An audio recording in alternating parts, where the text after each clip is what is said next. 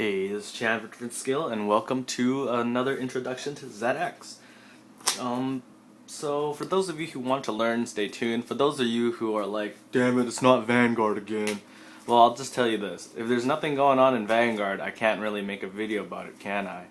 So, yeah. People who are like, yeah, is Chan quitting Vanguard? Yeah, Chan's gonna quit Vanguard. Oh, he's gonna play that stupid ZX game. Or if you guys like it, you're like, yeah, he's quitting Vanguard for that stupid ZX game.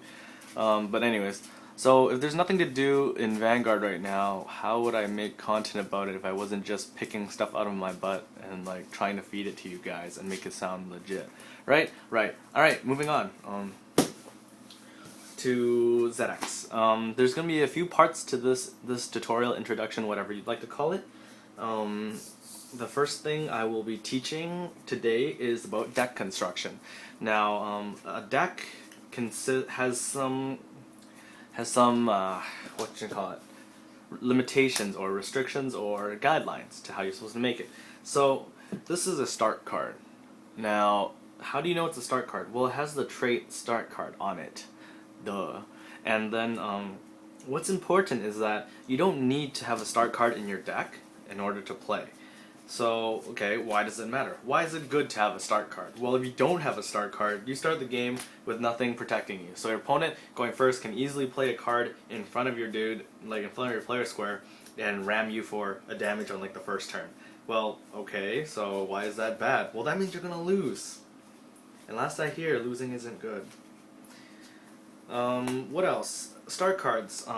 They're not limited to how many you want to play. You can play a deck full of them, you can play none, you can play one, you can play two.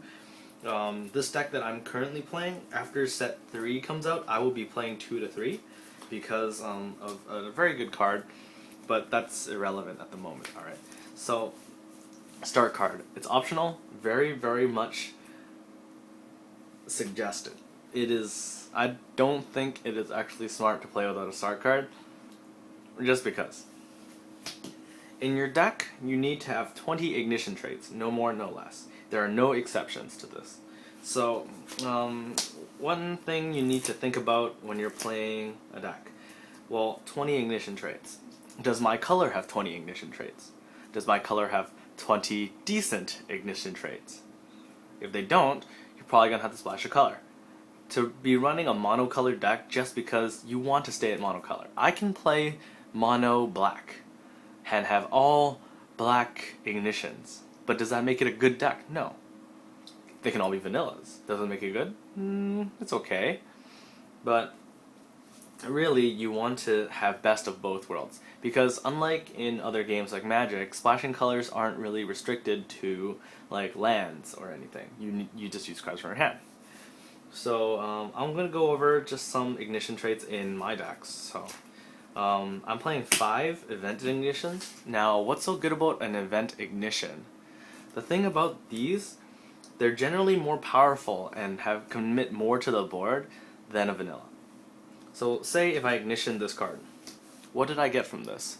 Well, I have a body. I have a 5k body. It's pretty standard. Can't be killed by a Voidbringer. Tanks a shot and then it dies. Basically, that's what it is. It's a chump blocker. It's a cheap card you can use to attack your opponent's player square. What else does it do? Alright, now let's look at an ignition event. So say I flip this off the top. What does this do for me? Well, at any stage in the game, as long as they have a creature, this card is useful. I can send the creature away. Go. Shoot. Late game, what does this do for me? Well, I could break out of a contain, so to speak.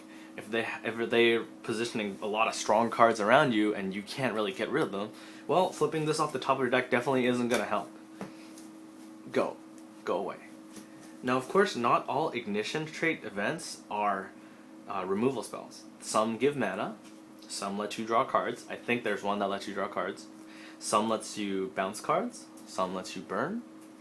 But in general, event ignitions are the best kind of ignitions, because they're good all game long. Although they serve different purposes, so say these have, you can block yourself, you can protect yourself with them, you can attack someone with them. You can't attack someone with an event. I'm just saying, guys, you can't do that. So, okay, well, what else is good about having creature ignition. They're creatures. That's about it, right? They don't do anything unless you have like a combo card, which like this, it gains power of the other combo pieces with you. Blue, you get to draw a card sometimes, but overall, they're not very amazing, which is good.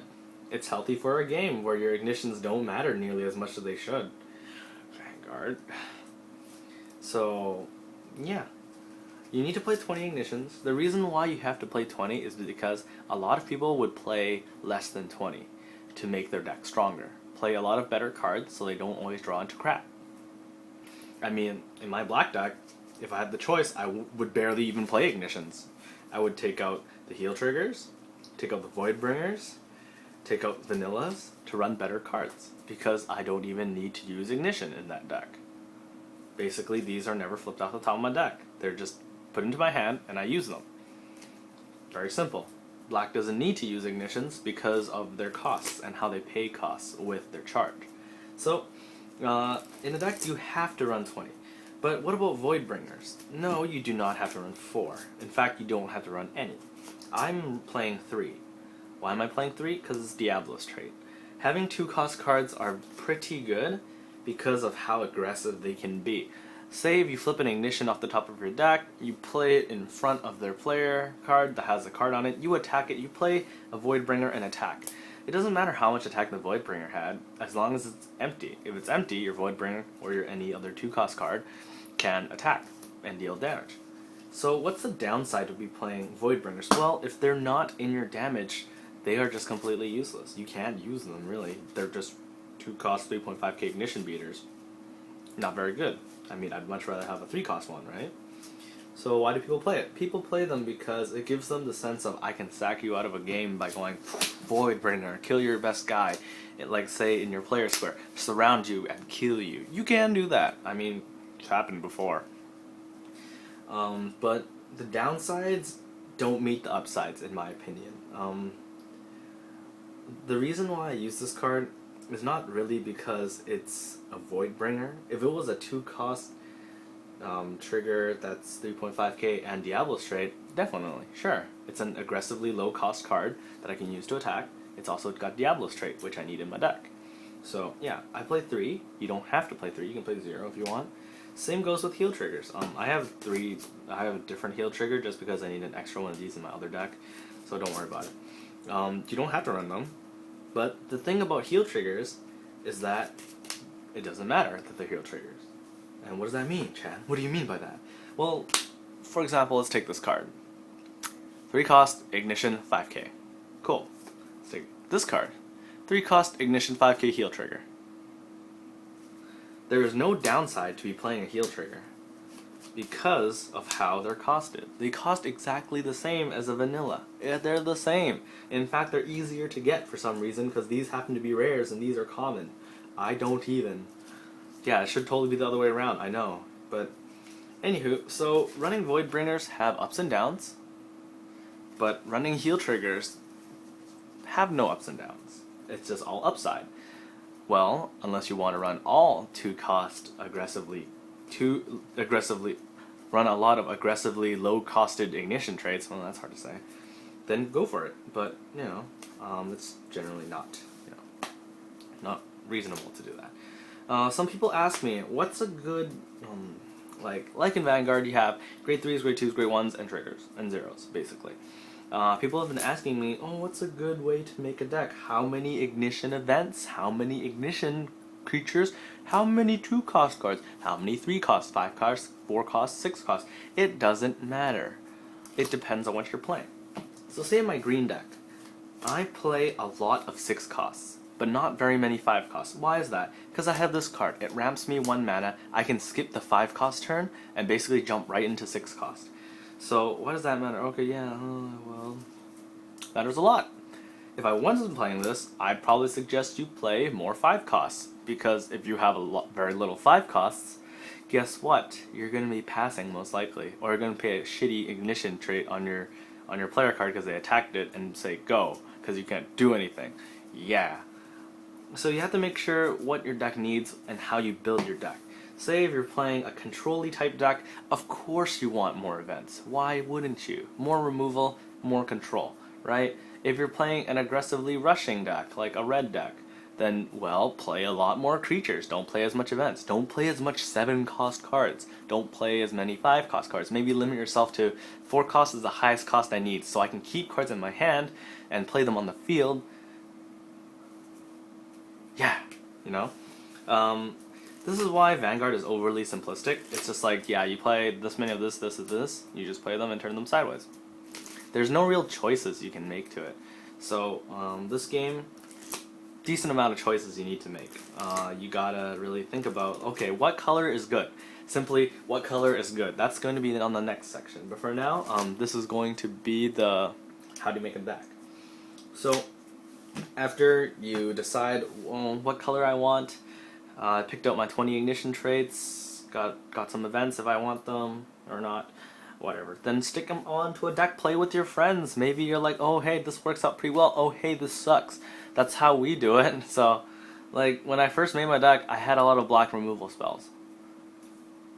They suck. Really. I kill your dude, goes to your charge. He uses that said charge, gets an ignition. I basically didn't use I used a card for nothing. Well, then I moved to green. Maybe green sounds better. Green, remove your card, remove your card, remove your card, remove your card. You get nothing back. Well, we have a winner, right? Simply. The thing about this game is that I think they made green a bit too good. Green is a bit too strong, as in the fact that it just has no limitations to what it does. If you use black removal, they get something back. If you use green removal, they basically don't. Sure, you get an extra mana. Big fucking deal. Right? At the end of the game, if we're playing green mirror matches, we have like 20-something, and we're just like, well, and you know, it just ends up being, well, let's see who doesn't have removals first, which happens a lot because or let's see who decks out. The person who has more mana will deck out quicker. The person who ignites more will deck out quicker. But that's not really the point of this video, right?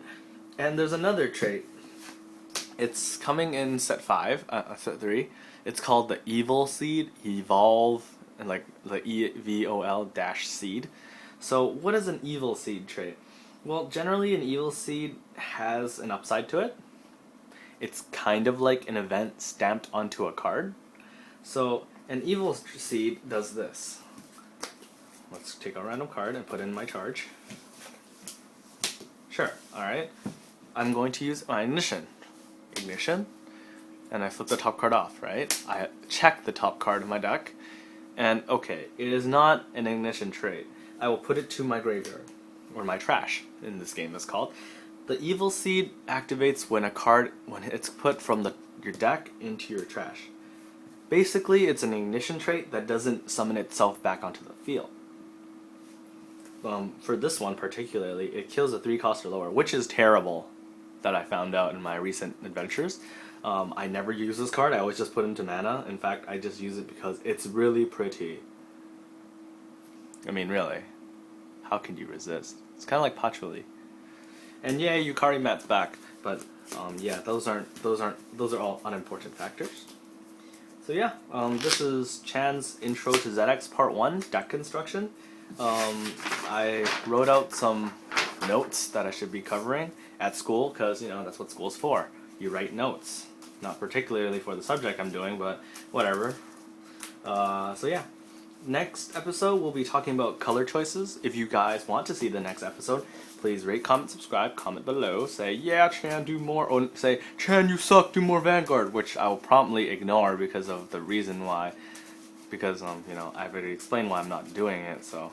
Yeah, so stay tuned, guys. If you guys want to see more, please tell me. If you guys don't want to see it, say, Chan, play Precious Memories. I'm just going to say, no, let's not do that. Because I hear it's a terrible game. I fell asleep watching it once. It was horrible. Anyways, so that'll be it. See you guys later. Bye.